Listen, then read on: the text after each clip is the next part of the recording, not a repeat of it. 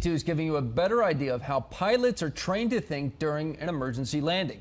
3 planes have made emergency landings in Southwest Florida this summer, and 3 people have died. NBC2 investigator Jim Spiewak got the chance to get into the cockpit today for a behind-the-scenes look at what pilots must do when something goes wrong. Give him an excuse. Yeah, I just always wanted to do it. Any excuse. Just getting off the ground. I don't really need to go anywhere. To get to his office. Anything abnormal is really what you're looking for. And this airline veteran of 35 years will get lost in the clouds. Visibility 10.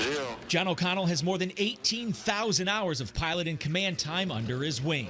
With that kind of experience, There was a couple times where it could have been it. where he had to make an emergency landing. We have plan A, B, C, and D. You know, I always have a plan D. 3 emergency landings in Southwest Florida this summer took 3 lives. So we stepped into a pilot's office and we simulated what they see during an emergency. An airplane is a complicated thing. We first did a go-around maneuver. According to the NTSB report, it's the same procedure Greg Howard tried before crashing off North Captiva. So the first thing we're going to do is add the power. I'll get myself climbing. The NTSB says Carl Kokomor lost his engine when he put it down on a Sarasota beach. The airplane will shudder. Look how quickly the plane can lose altitude when we simulated losing our engines. And then we would go through a sequence of trying to restart it. But O'Connell still has full control of the plane. The airplane flies blind. It's just in a shallow glide or shallow descent.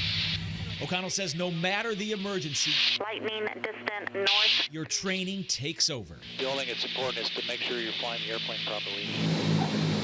And properly touching down after a few simulated shakes in the sky. Wow, you're getting the hang of that, John. One more shake is in order for the man who got us back safely. Now, when you talk about training, to get a private pilot's license, you must hold an aviation medical certificate, have a minimum of 40 flight training hours, and pass several written and oral exams. So a lot goes into it. Reporting in the studio, Jim Spiewak, NBC2.